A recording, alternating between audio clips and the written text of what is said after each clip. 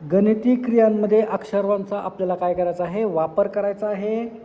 बेरीज, वजाबाकी, गुणाकार या क्रिया करताना काही वेळा माहीत नसलेल्या अक्षरांसाठी किंवा या संख्येसाठी आपण अक्षरांचा वापर या व्हिडिओमध्ये या भागामध्ये करणार आहोत।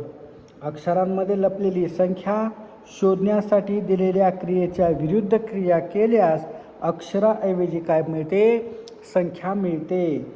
म्हणून बेरीज असेल तर वजाबाकी व गुणाकार असेल तर भागाकार करावा।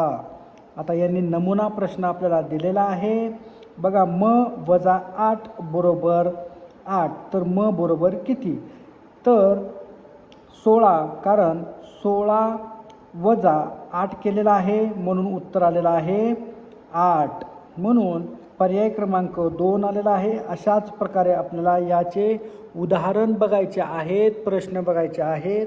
आपण भेटणार आहोत पुढच्या व्हिडिओमध्ये।